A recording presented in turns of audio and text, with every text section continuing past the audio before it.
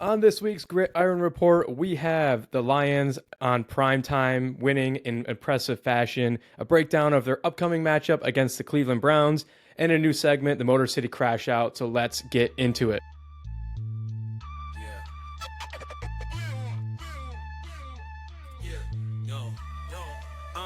In the heart of the city where the lights grow dim, grit and grind every inch, every rim. From the underdogs rising to the legends that win. It's the grit iron report, let the games begin. Every highlight's a journey, roads paved with fire, sweat, tears, and hustle that never expire. From the rookies on the rise to the old hands retire. Grit iron is the place for fans to conspire. Hustle on blast, beats thundering loud. Champions are born from the roar of the crowd. The Gridiron Report, where the stories are proud. Welcome to the Gridiron Report, your Lions First All Detroit Sports podcast presented by Mic Drop Studios. Today is Wednesday, September 24th, and Motor City Dan Campbell does not lose on primetime. The Detroit Lions beat the Baltimore Ravens Monday night in primetime, 38-30, in a game that, if you watched it, maybe the first half is a little bit closer, but the second half, the score was definitely a lot more lopsided than that last score predicted or showed. I mean, that last drive that the Ravens had to punch in a touchdown to make it respectable really didn't matter. The Lions really just ran away with that thing. I mean, Motor City Dan Campbell does not lose on primetime. He is now 12-2 as the head coach of the Detroit Lions in primetime. And I remember back to a time where Detroit wasn't even given primetime games because we were so bad. And now we are, and we simply don't lose them. I mean, it was an absolute perfect game. I thought outside of two drives, and we'll get into the offense and the defense here in a few minutes, outside of two drives, that was truly like a perfect game for me, which, I mean, means after the stinker that we had for the Packers, that's like two back-to-back perfect games.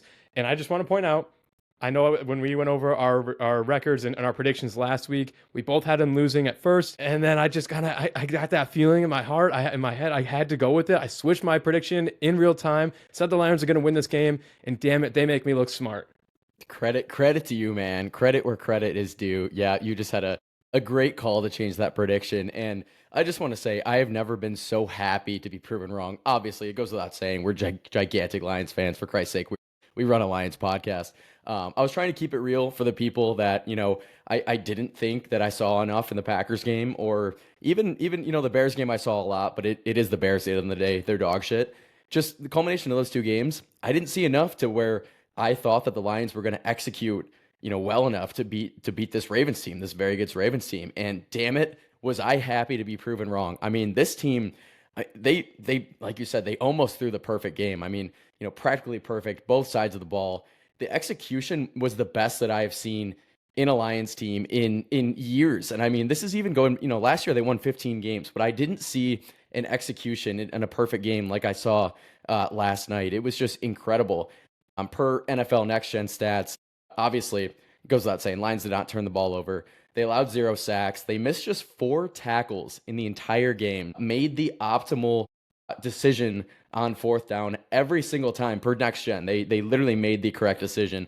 They played the perfect game. They executed it. It wasn't just the play calls. It was the execution from Jared Goff, from Amon-Ra St. Brown, from all of our dogs, offense, defense. We're going to get into the defense, after we talk offense, but all in all, man, this was just an insanely good game, and I'm so fucking jacked.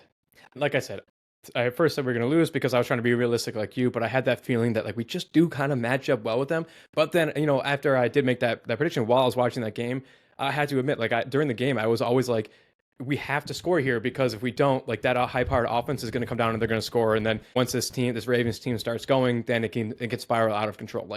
I unfortunately did have that feeling, at any time this thing could flip on its head and we could be in trouble. And they just never let that happen. It was the most complimentary football. There were times when I thought, and again, we can get to that in a second, the defense bailed us out and then the offense would get the ball right back in a 3-and-out or something. But for the most part, it was such beautiful complimentary football in which if the punt return team made a mistake and the offense had to go 97 yards, they did it. They picked up the punt return team and they went 97 yards and punched it in. If the offense had a quick 3-and-out, the defense was like, all right, boys, we got this. We'll get the ball back. We'll get a turnover. And they did it. It was beautiful complimentary football, Dan Campbell football to an absolute T.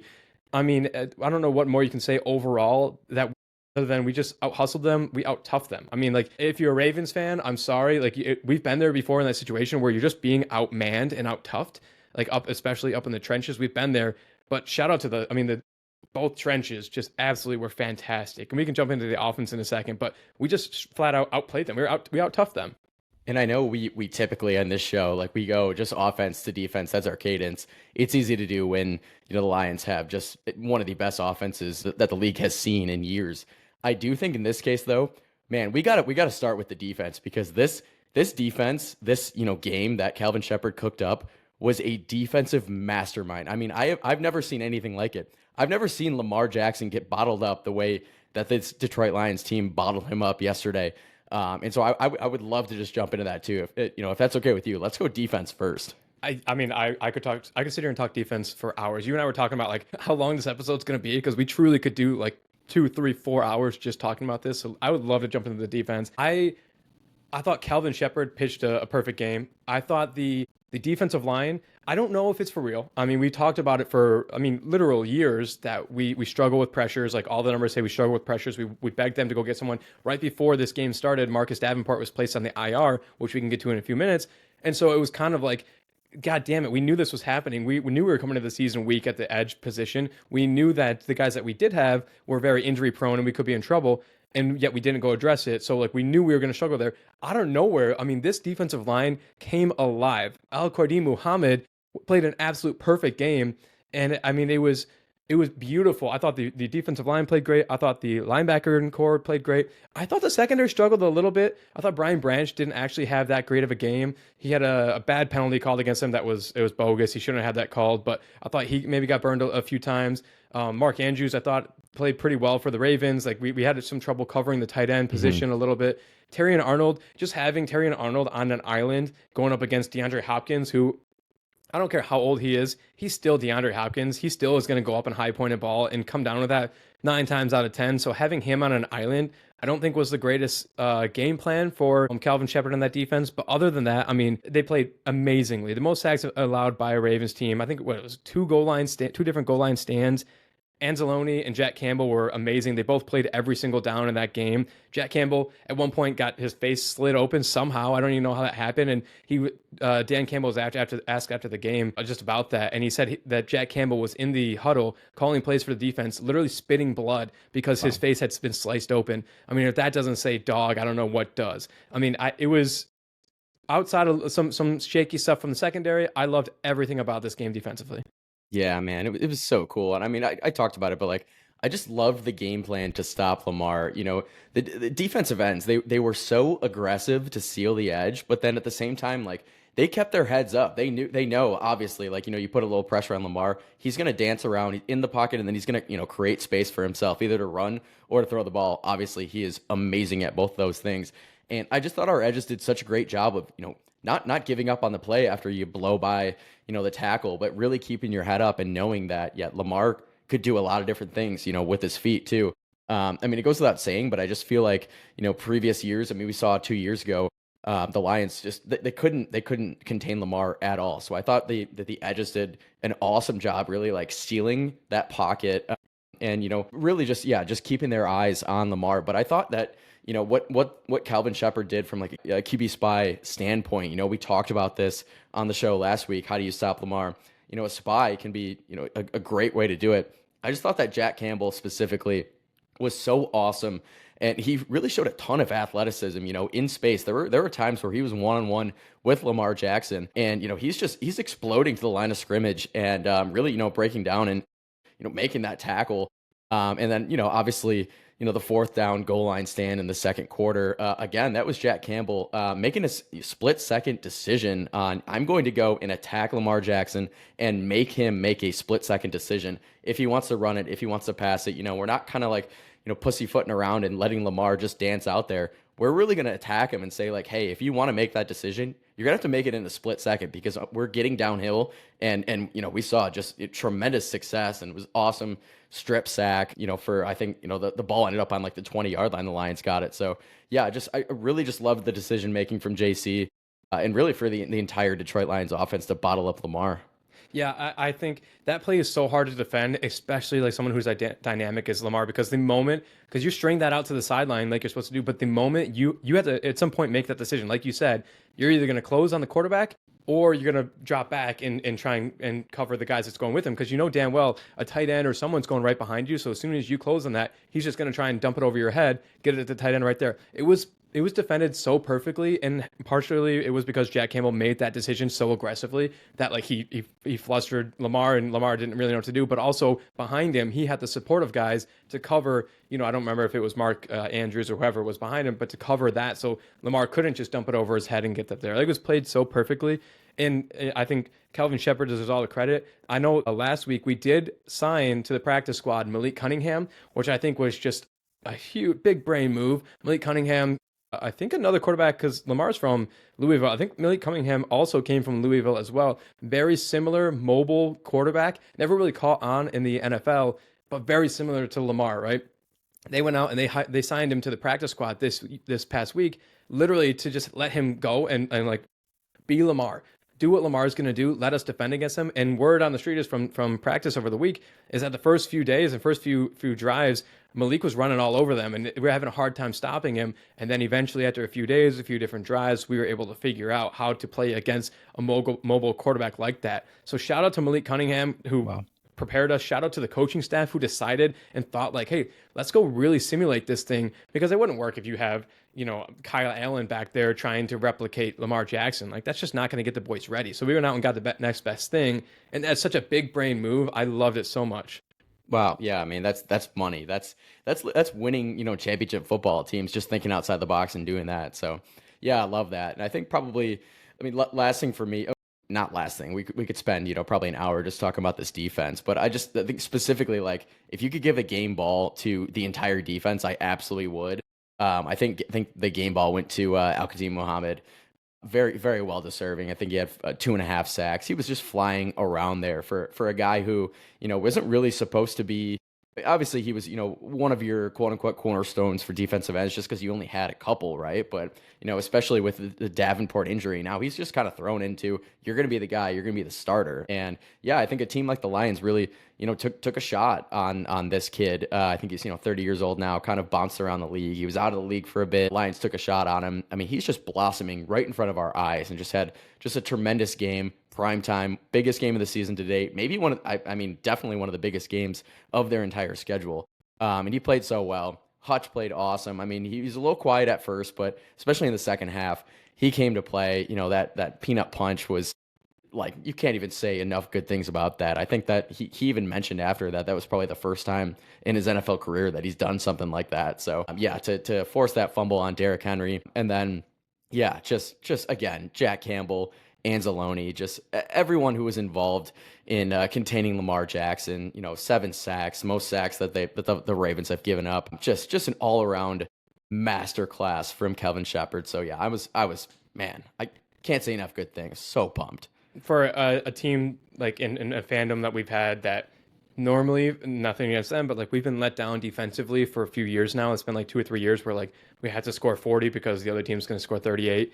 Like, it was so refreshing to see all that pressure come, and then every time I'm like just expecting Lamar Jackson to somehow squeak out and then, you know, scramble for 20 yards, but they got home every single time. I mean, you mentioned it, 7 sacks from 6 different people. Like, everyone was getting involved. And I like what you mentioned about Hutch, because this is like now the second game in a row. I think the same thing happened really with the Bears, in that like the first half a little bit quiet, second half, and I say quiet isn't like he's still affecting the game. They got a game plan around him. He's taking on double teams. He's providing pressures, just not as like loud of a performance. And then the second half, it's almost like either they, you know, other people start hitting, so they start diverting against him, and that's when he can attack, or the offensive line just gets tired, and that's when he jumps. But this is back-to-back games in which the second half, he's just absolutely come alive. And so I think it's something to watch to see if that's going to continue. If people are just getting worn down going against him for a whole half, and then the second half, he's able to pounce, you know, and really change that game. So we did drop 2 interceptions. I thought maybe you got to come away with those in a tight game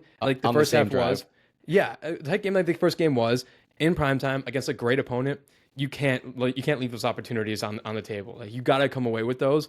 And obviously it didn't end up mattering at the end, but like there's definitely another world in which like this game's a lot closer, and those 2 will matter that much more. So like you got to come away with those. I think Brian had one, maybe Reed had another one. So you got to come away with those. But that was the most dominant defensive performance I've seen in a long time. And like you can look back, like last year we put an absolute beat down on what the Panthers, and like so we've put some beat down on bad teams, but this is a good team in a hostile environment with the entire country watching, and it was a beat down of mega proportions on the defensive side. So I mean, I'm glad that we started on the defense because they deserve all the credit in the world. And I mean, the offense wasn't bad. We'll get to them in a second, but like the defense set the tone, and I loved it. I love every minute of it.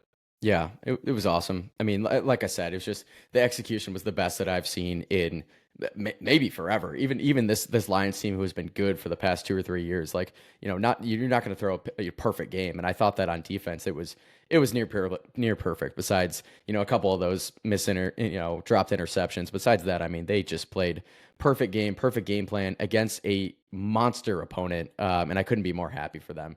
Well deserved. Those guys have been, I mean, they've gone through a lot the past year and a half, tons of injuries. They're finally getting back, getting healthy, and yeah, man, they showed it. Just an outstanding masterclass.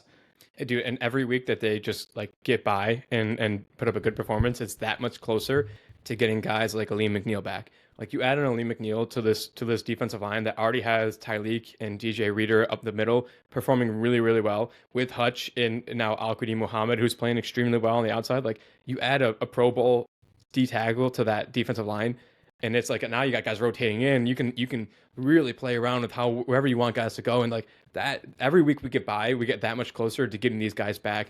Levi Onwuzurike, who really was started coming on towards the end of the year last year, like we're getting that much closer. Rodrigo, like there's so many guys that we've forgotten haven't even played yet, and they just put up such a performance like that yesterday. So shout out to them. I mean, I agree with you. Game ball all around. The only two blemishes I can really come up with was Mark Andrews played pretty well. I thought he got free a few times and the dropped interceptions. But like other than that, I mean, a damn near perfect defensive game there. So you want to jump over to the offensive side now? Yeah, let's jump over and a little transition there. I had one last note just defensively that I really do think that the Lions offense helped the defense in a ton of ways, especially as the Lions lead grew in like that late third quarter, fourth quarter. They took the lead, then that lead grew. The Ravens were forced to pass the ball a lot more when they were down, and I think that game script really did lean into the Lions game plan on defense there. So I think that helped. Also having multiple Lions offensive drives that went for 90 plus Yes. yards. They took up time. I think just having your defense off the field, resting up, it's huge, man. So I did think that, yeah, the offense did help the defense there. But yeah, man, just shifting into the offense, so many great things to unpack there. Like you said, not perfect. Jared missed a few throws, but I mean, yeah, obviously it's the NFL. You're going to miss some throws. But I think first takeaway, it's got to be first takeaway. Monty, just what an amazing Monty legacy game. I mean, he went for damn near 200 yards. I think he might have, yeah, close to 200 between on the ground and through the air. But I did see a stat. Gibbs and Monty now 11 games in their career that they have a touchdown scored together, and that's actually an NFL record for a duo. 4 touchdowns, 263 yards total for this duo. And it's about time, man. We've seen Gibbs play pretty well. We've seen Monty play well, but not necessarily at the same time always. And the fact that they've just popped off in this game was just so great to see. Yeah, the offense. I want to start with the good because there was, like you said, just a few small things here and there that I thought against a good opponent in a game like that could have turned the tides. Luckily, we didn't allow them to. But you mentioned, I mean, Monty was great, but all starts up front. Like we just talked about the defensive line, how great they were. This offensive line was insane. I thought, other than the face mask towards the end of the game that kept us out of the end zone and we had to take a field goal instead of it, that was obviously a big mistake. They were insanely good. Tate Ratledge was fantastic. I am so excited for this future of the offensive line after a performance like that. And after, I mean, it's the back-to-back weeks against the Bears, they were fantastic too. So that's back-to-back performances in which I am very much like, okay, the future is really bright with this team. We had this offensive line. We had a lot of question marks coming in.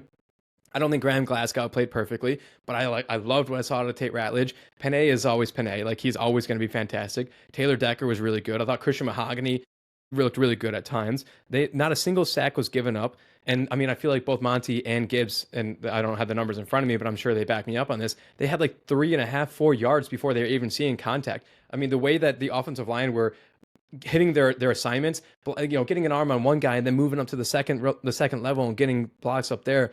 I mean, you had guys staying on blocks for 3, 4, 5 seconds, so the Monty and Gibbs were able to fly through. I mean, it was fantastic. I thought the play call was good. It wasn't great. I thought I love the play, the little trick play that we did in order to get the touchdown there. I thought some of the third downs and long, I thought wasn't perfect. Specifically, when we stopped them at the goal line defensively, and then we got the ball back with like a minute and a half left to finish the half. And then we get really conservative and then ended up giving them the ball back, and they scored a touchdown right before halftime. Like, I thought that almost flipped the script a little bit. I didn't like the play calling there, really conservative. But other than like one of the two situations like that, I thought the play call was pretty good. Multiple, like you said, multiple 95 plus yard drives that are just soul sucking, especially like in an opponent's atmosphere and stadium. Like, it just sucks the air out of the entire stadium. 4 out of 5 in the red zone, 50% on third downs, 3 for 3 on fourth downs, 900 yards and 90 points over the last 2 games, which is the first time the Lions team has done that since 1950. I mean, this is back to back. Take out 1 or 2 plays, maybe even a drive or 2 from the last 2 weeks, and this is an amazing offense, like perfect games back to back. Yeah, man. Johnny Morton's in his bag, dude. He was in his bag last week, but it was against the Bears again, and it's great to see that he can still call an amazing game against a great opponent. I thought that especially the fourth down play calls were nails, man. You mentioned the trick play, the handoff pitch. It's so simple yet so genius. And yeah, I mean they just obviously they delivered it to perfection. Gibbs on the edge, like, you're not catching him. I thought that the Ravens actually defended it about as well as they could. That left end, he did see the pitch play. He just saw it too late. You're not going to catch Gibbs. He's just too fast. So yeah, and I think in an interview after the game, Ja and St. Brown said that they'd actually practiced that play, and that play has been implemented for 2 years and just never got called. So it's I took that a couple different ways. I think it's good to know that these plays, they're not necessarily changing just because your play caller, your offensive coordinator is changing. If you have something implemented from 2-3 years ago, they're still going to run it. So like to see that. Obviously, Ben Johnson had some awesome plays. So it's great to know that, if it ain't broke, don't try to fix it. Don't try to reinvent the wheel, Johnny Morton. And yeah, if you have a banger of a play, use it. Use it on just a huge fourth down play call. So thought that play was awesome. Obviously, just the nuts on MCDC, own 49-yard line, fourth and 3 when you need it most, 4th and 2, whatever it was. To go play action there and seal that game was just outstanding. And again, Goff he delivered big time throw after big time throw, a couple different big ones to St. Brown where he's just dropping it in a bucket, man. Like that throw, that fourth down to seal the game, it wasn't easy by any stretch. St. Brown obviously had a couple steps, but that throw was still dropped in a bucket. It was perfect. I think it'd be really easy for Jared to, pucker up a little bit there and, not want to overthrow the guy. Obviously, fourth down and critical, and underthrow him instead. And instead, Jared led him perfectly. I thought he actually overthrew him for a second, and then it was just the perfect throw. So, yeah, I mean, Jared executed exactly when we needed him to most, and that's really been, what we've seen out of him for 4 straight years now.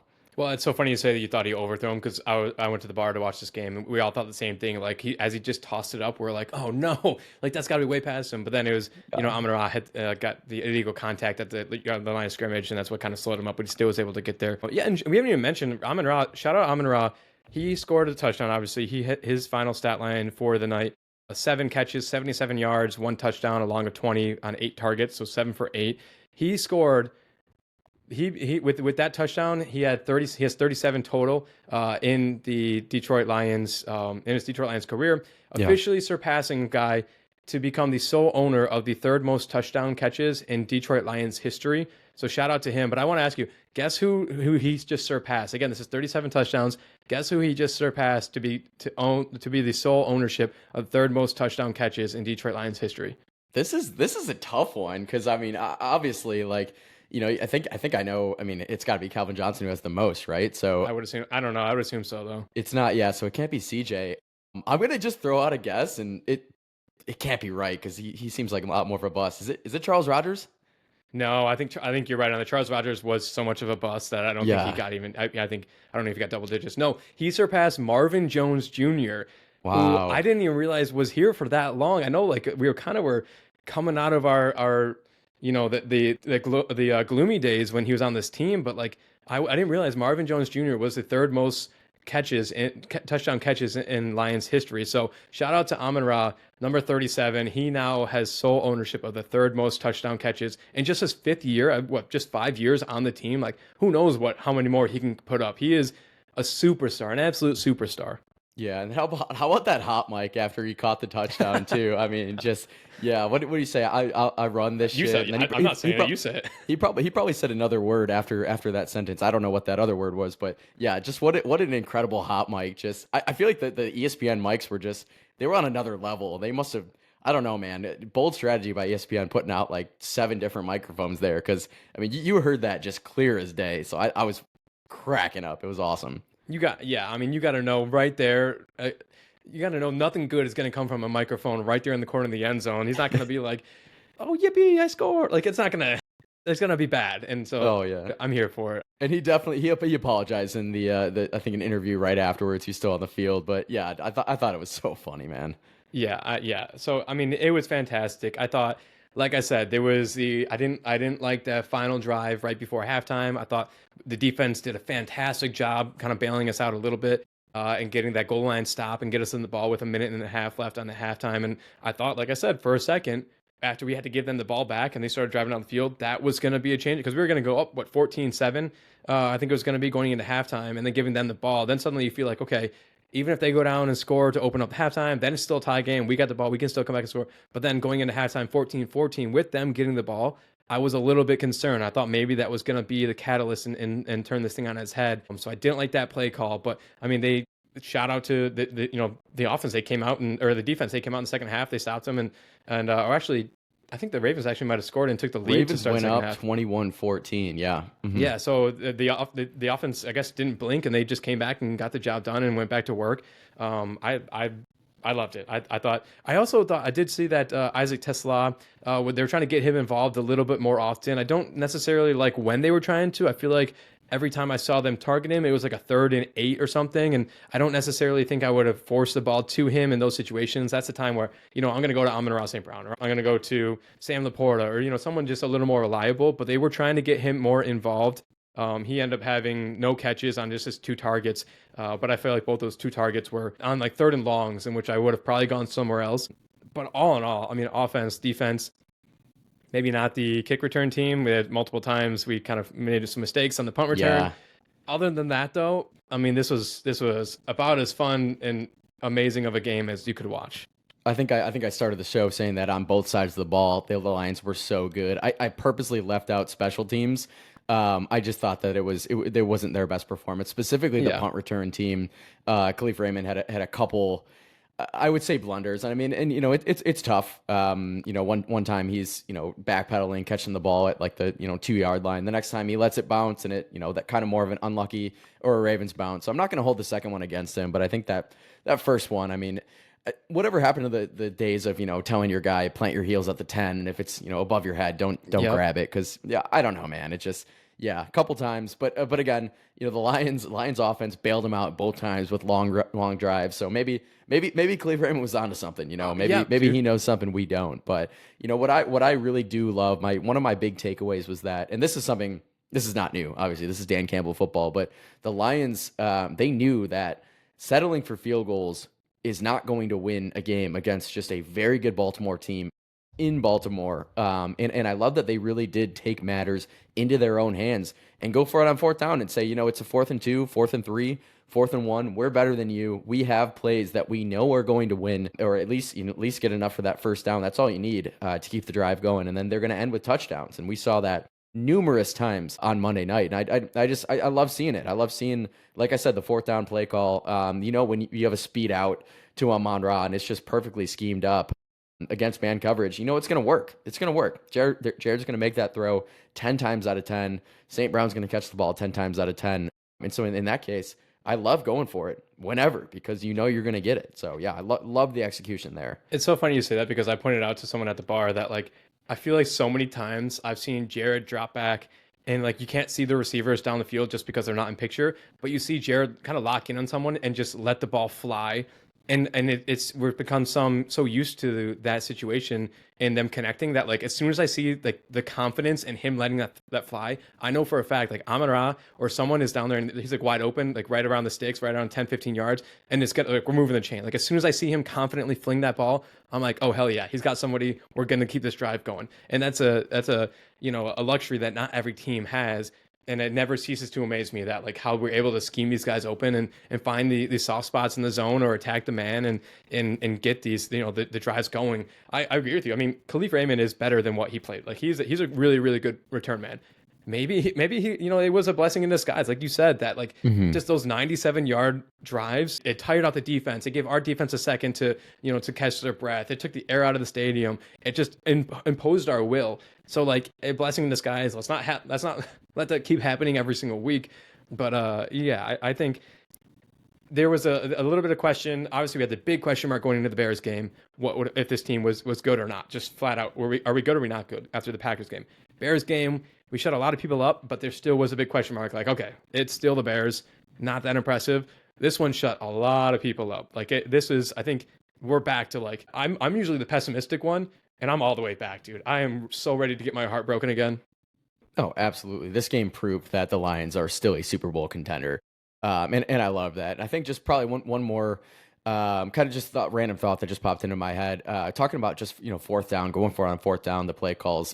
It can be so demoralizing to an opposing defense when like you're constantly going forward on fourth down, getting it, and just knowing if you're on defense, like fuck, we gotta stop these guys, not just on three downs, which can be tough. Getting off the field in the NFL can be very tough, especially against a prolific Lions offense. But now, shit, man, we gotta stop them on every fourth down too. Seemingly every goddamn fourth down, these guys are going for it and getting it, and like it just wears you out. I know for a fact it has to wear you out as an opposing defense playing this Lions team, and it's such an advantage to the Lions when they have all these banger play calls that like they know they can go to it and they can get 2 yards and 3 yards, and it's not just running it up the middle. Obviously they can do that, but like they can get so creative, scheme these guys open and move the chains. I know for a fact it's demoralizing to opposing defenses. Yeah, it's mental, it's physical. I think it was Jair Alexander last year when we played the Packers. They asked, I think it was Rieger who asked him, kind of set him up for a shitty question, but like asked him about like, hey, how does it feel to know that like you had to go 4 downs because they're going to go for it? And Jair was like, yeah, of course it's terrible. Like we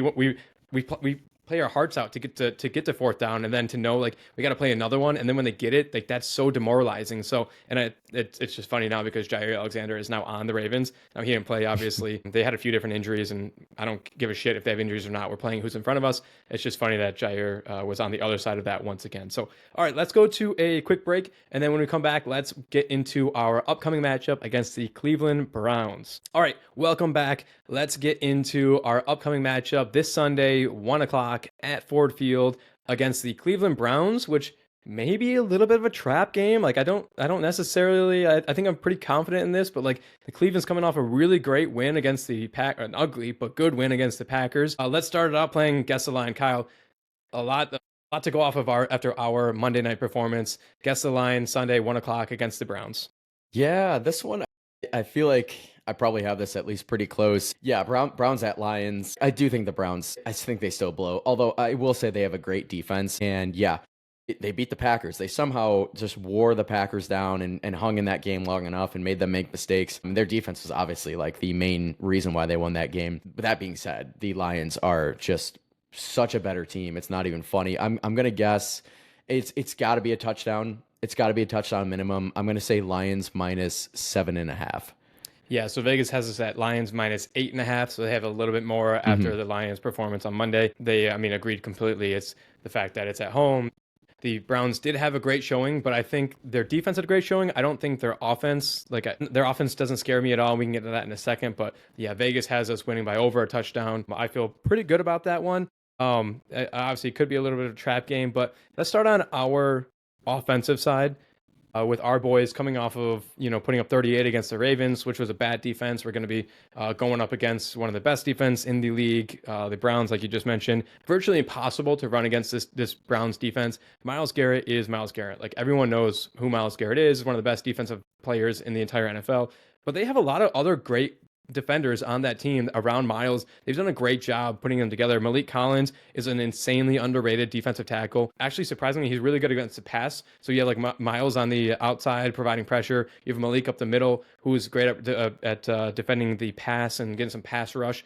Not so great, not bad, but just not super great against the run. But outside of him, I mean, it's virtually impossible to run against this team. The Browns are one of only two teams in the Super Bowl era to have held offenses to under 400 total yards through two games. So I know they haven't played. They actually did play the Bengals week 1. This was when Joe Burrow was healthy, I think, or did he go out mid-game? Did he play full game against them? I can't remember. Full game, full game. Yeah, they've played good teams. They've played a healthy. Yeah, I don't Bengals necessarily team. know if I would consider the Packers a really good offense. Obviously, we have no room to talk. Like they took it to us, but like I wouldn't consider them in the upper echelon of offenses in the NFL. But I mean, this defense is no joke. Yeah, I'm still putting the Packers. I mean, firmly top 15 offense, fringe top 10 offense in the NFL. Just because you have Jordan Love, you have a great running back and Josh Jacobs. So yeah, I mean it's not like the Browns have played patty cake teams. Healthy Bengals with Burrow. Then you get Lamar, and actually they did a pretty good job of bottling up the Ravens defense, mostly on the ground. Derrick Henry did absolutely nothing against the Browns. Lamar kind of lit them up through the air. I think he threw 4 touchdowns. And then, yeah, I mean, also, beating the Packers. So, the Browns, number 1 total defense in the NFL. They allow just 204 yards per game. And yeah, they've performed well. So on that side of the ball, I am a bit nervous. They give up I think it was 58 yards on the ground per game. That's insane. And so I do think the Lions, they're going to continue to hammer the run game. I mean, just grind it out. It's not going to be easy. I do think we've seen just a ton of really good things from the Lions offensive line in the past 2 games. And I think they're going to be able to run the ball certainly more than the Ravens did. I don't know how, Tractor Cito doesn't run for more than I think 20 yards against the Browns. But yeah, they're obviously good on, against the rush. They're not as good against the pass. Still really good. I think they still rank top 10, through the air. But like I said, yeah, Lamar torched them for 4 touchdowns. I think if you do establish any kind of run game, you can pass on this Browns defense.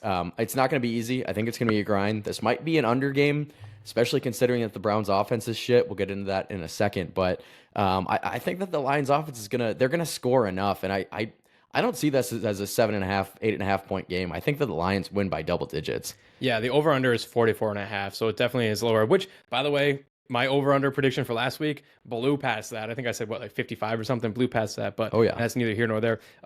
It's going to be tough because the one thing that we've seen that gets this offense going is establishing the run, and this is a defense that doesn't allow you to establish the run. So in that regard, and I mean, like you mentioned, they're no schmoes at passing defense either. Like they do a pretty good job there. They only have 1 interception on the season, but at multiple pass deflections. Like you said, they're not allowing a whole bunch of passing yards per game. So I think you're gonna have to establish whatever run you can, and then you're gonna have to go to the yard or go to the air and try and get whatever you can, get those boys involved. And I think it's gonna be one where like Jared Goff is not throwing a million passes, but he's just being very surgical and efficient, and we're able to just kind of move down the field and just take whatever they give us and just go with it. Because it's an imposing defense, but we already saw, one of the best defenses in the league in the Packers. We have the Vikings coming up here shortly. They have one of the best defenses in the league. So like, this is not something that it's just like, we just got to get through this one. Like we got to get used to playing defenses like these,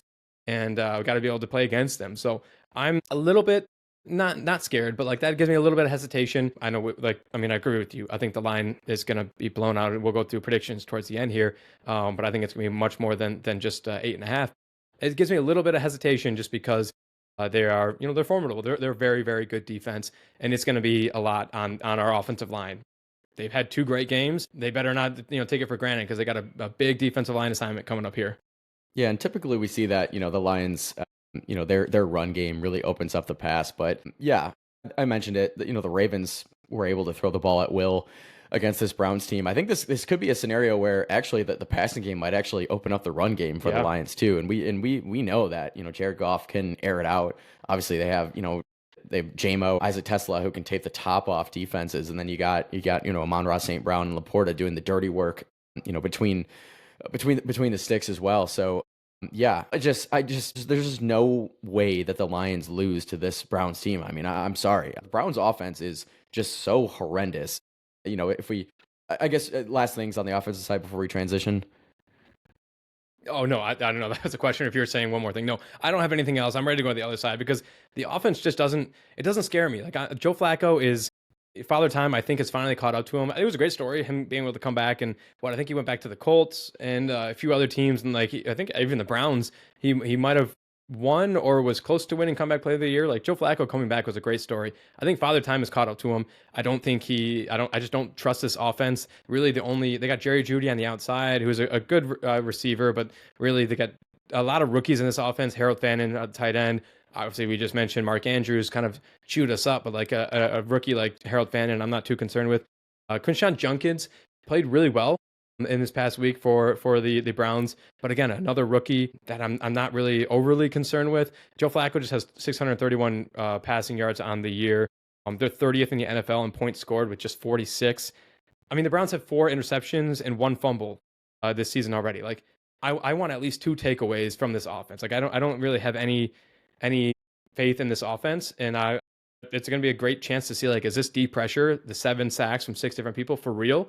Or is it, was that just like something got into us and it was Monday night and everything? Because this Browns offensive line also is pretty injured. Just looking at the guys who are out and are questionable. Jack Conklin is questionable with an elbow. They had their offensive tackle, DeJuan Jones. He went out with a knee injury. So like their offensive line is already depleted. And even at full strength, I don't think it's a very good offensive line. So I think it's going to be a game where like the defensive line shows up again and at least can prove that like that wasn't so much of a fluke. It was something that they were able to actually replicate. And I think the defense is going to set this up. And if anything, like you said, it's going to be an under game where defenses versus defense, both defenses playing great. And I just trust our offense to break through once or twice more than this Browns offense. For sure. Yeah. Browns offense, just by the numbers, they rank 22nd in yards, but scoring wise, they have 5 touchdowns on the season. Yeah, I mean, it's just that's never going to get it done. And yeah, so I think your game plan, it's really easy. You stop the run. I do think you mentioned it. I think Judkins is I think he's the real deal. We saw him have tons of success at Ohio State. He was a really good running back. Fantastic game against the Packers. One of the reasons why they did, actually have some success. They ended up winning the game. Other than that, yeah, Joe Flacco, like you said, Father Time has caught him. He's old as fuck. I think if you stop the run, you make Joe Flacco beat you. There's no way that Joe Flacco is beating you. I mean, he's a placeholder quarterback in a dumpster fire organization, at least from an offensive standpoint. So yeah, you stop the run and you make Joe Flacco, beat you throughout the air. You let guys like Kirby Joseph and Brian Branch just pin their ears back and just go for the ball. And I think you're going to see multiple interceptions. There's just no way around it. Yeah, that's the game plan. I think it's pretty simple. Yeah, I agree. I think like I said, I think it will be a defensive matchup, but I trust us to bust through our offense at least multiple times more than theirs. So yeah, let's do. We have our newest segment, Between the Lions, and then also score predictions, and then we're going to be rolling out a brand new segment here after the end before we wrap up with some grid of the week. So let's go Between the Lions. Give me a matchup, a bet or anything. What are you looking at for this game in particular as we welcome the Browns to Ford Field on Sunday? Yeah, one that kind of sticks out a little bit. It's a little bit cute, a little niche, but I'm gonna go with Tyleik Williams versus Quinshon Judkins. So battle of the Buckeyes right here. Two rookies, obviously. Tyleik Williams, rookie defensive tackle for the Lions. Judkins, rookie running back. I'm gonna be really interested to see how Tyleik performs. He's been, overall pretty good for a rookie. He's had some great games where he's stopped the run, especially, against the Bears. I am really interested to see if he can continue to clog up this hole and really, yeah, make Judkins, try to bounce it outside. I think we have 2 outstanding edge rushers who can, definitely bottle up Judkins if he tries to bounce it. But can we, plug that, that A gap, that B gap, and really stop the run? Because like I said, yeah, I think if you stop the run against this Browns team, they basically have nothing left. So that's really going to be my Between the Lions. Tyleik versus Quinshon. Yeah, I think that's going to be huge. I mean, you said it perfectly when we were going over the offense and defense. Like you stop the run, you stop a rookie running back, which hopefully shouldn't be that hard to do. And then you force Joe Flacco to beat you, and I trust that. So, and it's going to start with Tyreek up the middle and DJ Reader, like we said, as we continue to get healthy until we get a lean back. So I like that. I like that they're both Buckeyes, like you said, a little Buckeye and Buckeye violence there. Never hurts anybody. Mine, I'm gonna go pretty similar. And being that going in between the trenches, I think that's a pretty popular pick, especially for a game like this. And it's got to be Penei Sewell versus Myles Garrett. Now I don't know. I Yeah. haven't watched enough of Brown's defense to know if they move Myles around, if he starts on the right and the left, or if they're going to match up at all. But I think number one offensive lineman versus number one defensive lineman, both guys I would say are pretty shoe in for the Hall of Fame. Down the line in their careers.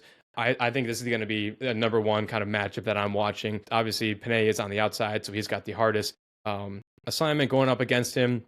You saw Myles, I mean, just absolutely be a terror to that Packers offensive lineman. You saw the clip that's floating around Twitter, Myles just making such a clean move to the inside of rookie Jordan Morgan on the Packers offensive line, and then Jordan just turning around and screaming at Jordan Love to run in like the most girliest Run, of voices. Jordan. I mean, if you haven't seen that clip, go watch it on Twitter. It is hilarious just to hear a grown ass man, offensive lineman, yelling, "Run, Jordan, run!" I mean, it's hilarious. So I think it's going to be huge for Penei. There's been times I thought, especially week one, and the entire offensive line played terrible week one, right? But like Micah Parsons got the better of Penei a handful of times, more times than I think we're used to seeing for Penei Sewell. So I'm really going to be looking to see like how does Penei handle Myles Garrett? How does the offensive line around him, give him a little bit of support? Are you going to get a hand, from the inside guard on Myles and just get him off balance a little bit and then let Penei take him one-on-one? How are they going to do that? I think that's going to be my between the lines. I think you do that. For most of the game, I think Myles Garrett is going to have his success. Like no matter what, you're not going to be able to stop him the entire game. Like if you keep him in check for 85% of the game, we'll be able to work around, just his side, go the opposite way and have some success. So my in between the lines is going to be Myles Garrett versus Penei Sewell and see how two future Hall of Famers battle. Love that. Love that a lot. Yeah. We'll see if anyone's up to the task of going up against Myles Garrett, obviously one of the best defensive ends in the league. It's Penei Sewell, one of the, in my opinion, best right tackle in the league. So that's gonna be a sweet one. If we can protect Jared, then I think sky's the limit for this Lions offense, and I think they roll. I think they do roll. It's no slight to the Browns defense. I think the Browns defense is very good, but I think our offense is just a little bit better. Yes. Okay. So let's roll that into score predictions. 1 o'clock. We were 50-50 last week, thanks to my change of heart. What are we going to go with this week? We already both mentioned the Vegas has us at -7.5. Seems like we both feel like it's going to be more than that. What do you money on the line? What are we going to do with the score prediction for this game? Yeah, let's put our money where our mouth is. This is one where the Lions roll. Lions roll, Lions cover. I am going to go Lions win big. 27-13. This is going to be a huge dub. No shit. My official prediction that I had decided earlier today was going to be 29-13. So I think we're both. And I was a little bit concerned because we mentioned like this is a really good defense. I think 27-29 is a little bit much to put up against this defense. But I just don't have any faith in their offense. And I think eventually we're going to be able to wear this defense down. And I mean, you look at the Ravens, and I don't have the numbers with the score was in front of me. The Ravens won something around that, like 30-17 or something like that, or something along those lines, if not a little bit more. So I think we have a very similar offense. I think we can put up around the 27-29-13. It's funny. We both have that offense putting up no more than 13. I have a handful of field goals, maybe a touchdown and a handful of field goals. Nothing, maybe a touchdown or two touchdowns, and they go for two at the end of the game to try and make it more respectable, and they don't hit it. I don't know. We'll see. I was gonna say, dude, 29. Is that are we getting into scoregami territory? How are we scoring 29 points? I'm trying to wrap my head around that. When I thought about this earlier, I thought the same thing because in my head I'm like just going through. I'm like, all right, 29. That's what we're gonna put up. That's the number that came to me. But then I said the same thing. Like, how is that gonna work? But then I swear to God, I've seen scores be 29 before. But I don't know how to do the math. You can get to 29. I mean, a couple different ways. Obviously, with like 2-point conversions and whatever, you can get pretty creative there. But otherwise, I think it's like two touchdowns and what would that be? 4 field goals, 5 field goals. It's tough. I did check. It's 29-13 is not scoregami. 29-11 would be. But regardless, 29 might be hard. Not impossible though. We'll see. We'll see. We'll have to see with the boys. We're 50-50 as a show. We're going to say 50-50 as a show from last week. Obviously, week one, we're not going to include that. Week two, actually, we were both right week two. So we're on a pretty good hot streak here. But okay, we just did a good amount of time on the Lions. Let's roll into our newest segment. We are calling this segment the Motor City Crash Out. This is a new segment that the Detroit Tigers are single-handedly forcing us to create and do. And then we'll wrap up the show with some grid of the weeks. I'll start this off just because I want just a second. I want everyone to give me a second. I'm going to get up in my soapbox. Is this thing on? I want to make sure everyone hears me. I want to make sure Scott Harris hears me. I will say before this game on Monday, the Detroit Lions were absolutely being lumped into this conversation.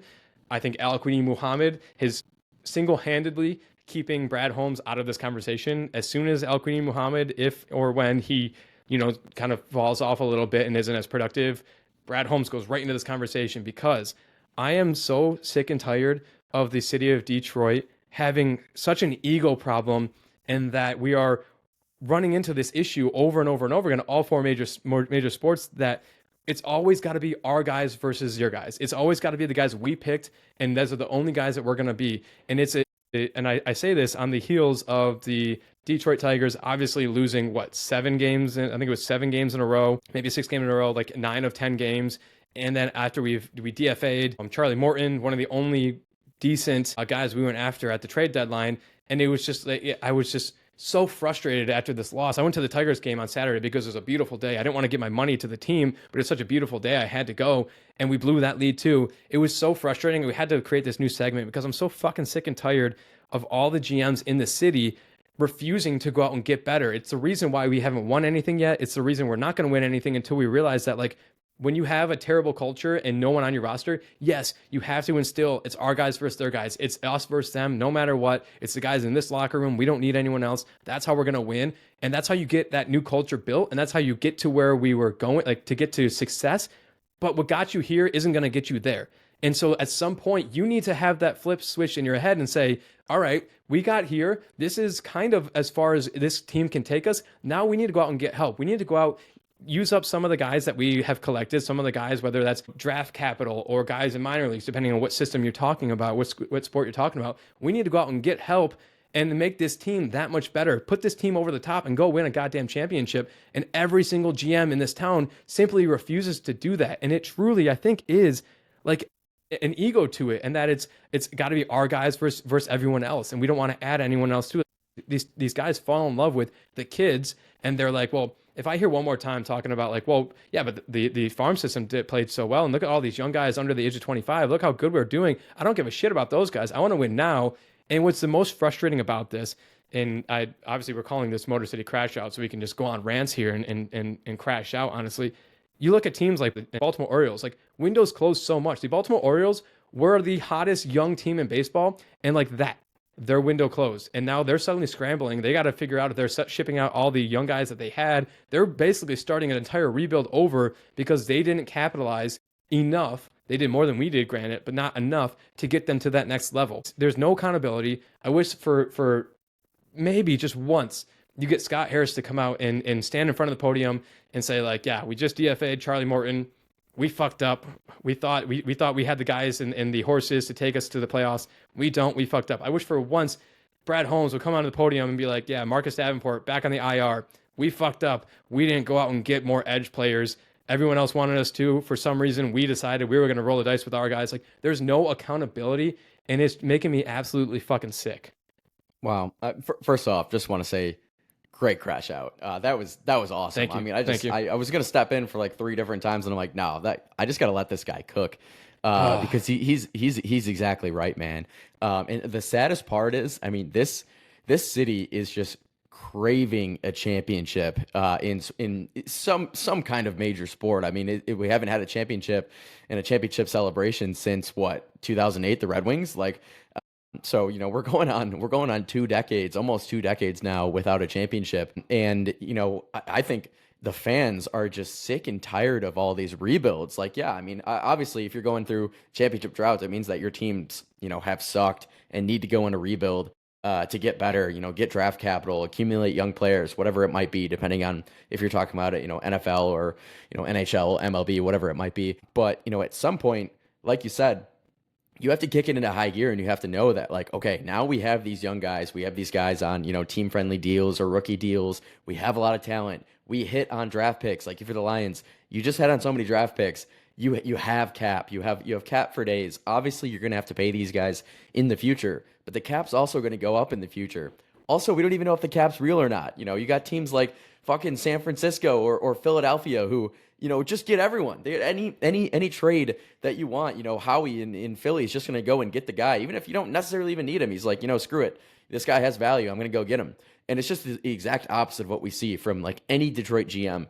And it's really interesting to see that, like, it doesn't matter the sport. It seems like every Detroit sports GM is kind of operating the same way. So I don't know if they have some kind of like boys club that they go to and they're like, we're gonna all rebuild together and operate the same way and get our guys. But at some point, dude, shove your fucking chips on the table, get a championship for the city of Detroit because we are fucking craving it, man. I commend them because they're all, like you mentioned, they're all doing it. So we can't zero in on one guy and light our pitchforks and or grab our pitchforks and light our torches and go attack them. Like they're all doing it. They all seem like they're suffering from smartest man in the room syndrome, and that works so much. Like when you're drafting these guys, and it does work sometimes, but at some point you got like. It's so painfully obvious this Lions team needed a defensive end. You knew Marcus Davenport was made of glass. You knew he was going to go down, and you deliberately didn't address that in the offseason. You knew that this pitching rotation wasn't healthy and wasn't good enough. You knew that these bats were hot, and they were out of nowhere. Like they weren't going to be sustainable. You knew you needed help at the trade deadline, and you did nothing. You knew that this Red Wings team is overperforming 2 seasons ago, barely didn't make the playoffs. That sucks. But you knew you needed to go out and make some signings in the offseason and help these young guys, the Mo Siders, the Lucas Raymonds, get them real talent, real star power, and get them on the ice for our team. You knew that. And it's like, and everyone was talking about it. It wasn't a secret. Everyone was talking about it. Everyone was writing about it. They knew that. If they didn't know that, they're terrible at their jobs. So you knew that they knew that. And they just all deliberately decide not to do that, go the other way. And there's absolutely no accountability. They're going to sit in their office and they're not going to talk about it. Brad Holmes isn't going to come out and talk about Marcus Davenport going back on the IR again and explain why he thought this time would be the charm and that he'd actually be able to play this time. You're not going to get Scott Harris out in front of the podium and talking about how they thought 45-year-old Charlie Morton was going to be the key to taking them into the postseason. Like, there's no accountability. That's all I'm asking for. Like, come out and be like, yeah, we fucked up. This was a mistake. I would respect you so much and been like, if they're like, yeah, listen, we gambled the wrong way. We gambled on our guys. That was a mistake. We will learn from our mistake. I mean, the last thing I'll say is like the definition of insanity is doing the same thing over and over and over again and expecting different results. I would say at least 3 of the 4 major teams here in Detroit are suffering from insanity in some regard, just banging their heads against the wall, expecting a different result, and it's not working. So like I said, the Tigers spurred this new segment, the Motor City Crash Out, because of all the losses in the middle, because of the Charlie Morton DFA. But it was a long time coming.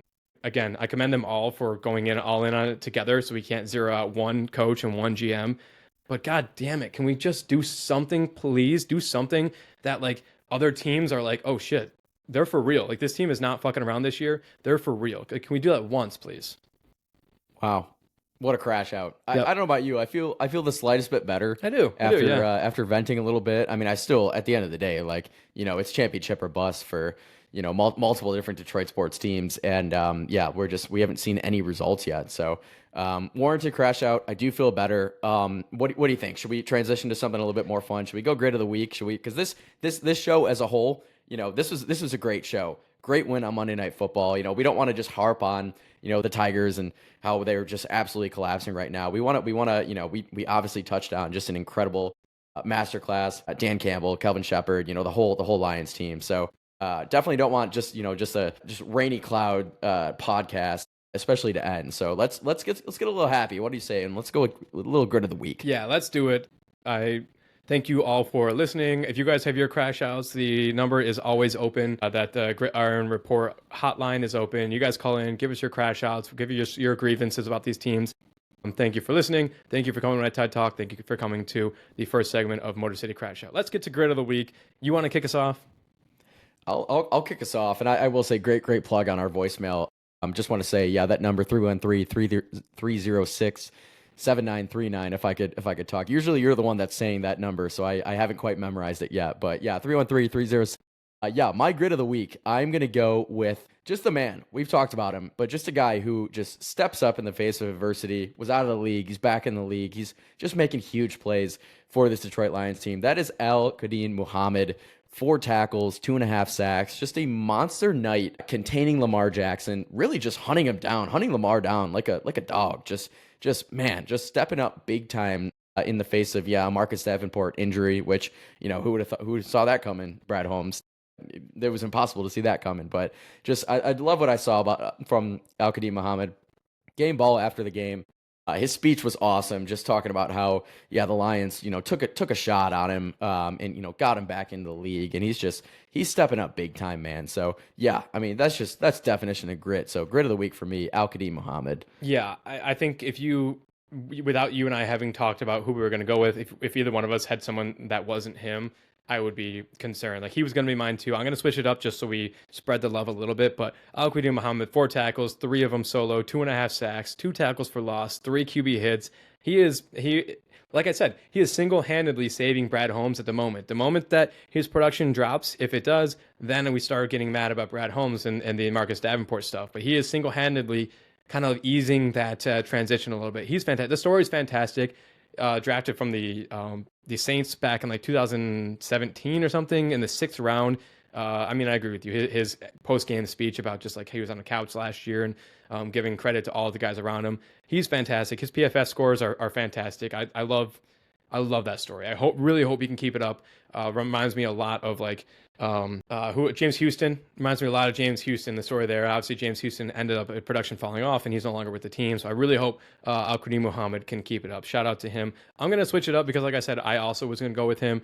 But just so we can spread the love a little bit, I'm gonna switch it up, and I'm gonna go with David Montgomery. I think David Montgomery, in a sense, has been relegated to RB2, right? We talked about this season coming in, expecting him to become really RB2. Instead of having like 1A and 1B, we thought that they were going to kind of switch it up and be like RB1 and RB2, just because Jahmyr Gibbs is that good. Nothing against David Montgomery. Jahmyr Gibbs is that good. I mean, David Montgomery is still proving this season to be the perfect complementary back to Jahmyr Gibbs. And then random weeks, he just happens to be the guy. And this was the chance for him to be the guy. So Jahmyr had 12 carries. Jahmyr had 22 carries. David Montgomery only had 12, but he had 151 yards, average of 12.5 yards per carry, 2 touchdowns. Obviously, his long of 72. He did get hawked by Marlon Humphreys, which is unfortunate. Marlon is insanely fast. Like, watching him hawk him down was unfortunate. But like, Monty is perfect for this team. I'm so glad we locked him up. Last year I think it was. I cannot picture this offense without him. Even if he isn't our premier back, he is so important to this team. Yeah, that hawking was. I mean, I thought when he was at about the 50 and he had probably 6 or 7 yards of separation, I'm like, oh, he's absolutely gone. Yeah. And very quickly, within 10 yards, you're like, oh, nope, he's just trying to get as many yards as he possibly can. And I think shout out, our buddy Marshall who saw this. I actually noticed it live too, but he's actually looking up at the scoreboard to see where Humphrey is, to see, who's hawking him down. And he actually did, break left. Stiff arm, probably got another 5 yards out of it just from looking at the scoreboard there. But yeah, he's not scoring on that play. If it's Gibbs, he's scoring on the play. But who knows if Gibbs is making the guys miss. Demo, for all the credit that we give Jahmyr Gibbs for being outstanding, and he is at making guys miss. David Montgomery is very shifty too, and he is fast even for a bigger back. So, I mean, we saw it. I mean, I don't even know. I don't have the stats in front of me as far as how many missed tackles that he created on just his 12 rushes, but it had to have been quite a few. I mean, shit, on that one play alone, his long run of 70 yards, I think he made like 3 guys miss. So, loved what I saw from Demo. And yeah, like you said, obviously you're going to take a step back as a as running back too when you have quite possibly the best running back in the NFL, minimum a top 3 running back in the NFL in Jahmyr Gibbs. Like, obviously you're going to be, running back 2 at times, but to see him still be able to step up and still pop off for 150 plus yards, almost 200, considering, his I think he had 1 catch for about 12 as well. Man, it's so awesome, dude. So shout out David Montgomery, grit of the week, and shout out Al-Quadin Muhammad, man. Those guys are just showing grit. Yeah, they're embodying this, and I think we truly could have given grit of the week. Like, I did think about giving grit of the week to the entire defense. Like there were so many different people at a performance like this that deserved it. So Jack coming Campbell. from a week, right, after being literally sliced across the face, after a week of like almost not giving it to anyone 2 weeks ago against the Packers, now possibly giving it to entire defense is amazing. So shout out to both those guys. Okay, that's our show. Thank you guys for tuning into this week's episode. You can find both Kyle and I on Twitter at Kyle_Marino and Dutton_Tyler. You can follow the podcast itself on Instagram or TikTok at Gridiron Report, on Twitter at Gridiron Report 1, or you can watch us on YouTube at Gridiron Report. Remember, we are doing the searching for the best wings in the Metro Detroit area. We've hit 3 different places now, had our highest score this past week, downtown Detroit. So you can follow us on YouTube and TikTok and follow those reviews as we're trying to find the best wings in the city of Detroit. Finally, you can join the conversation next week by calling into the Gridiron Report voicemail for us to play and discuss at the podcast. You can join in on our Motor City Crowd Shout, like we just said, vent a little bit, like Kyle said. Made me feel really, really good after that and get it off our chest. So you guys can call into that, 1-306-7939. And finally, if you like this episode, please take a moment to rate it 5 stars, give us a nice review, follow us on all forms of social media. It helps us just expand and give you guys more Detroit sports stuff. So thanks, y'all, for listening. Thanks, y'all. Restore the roar.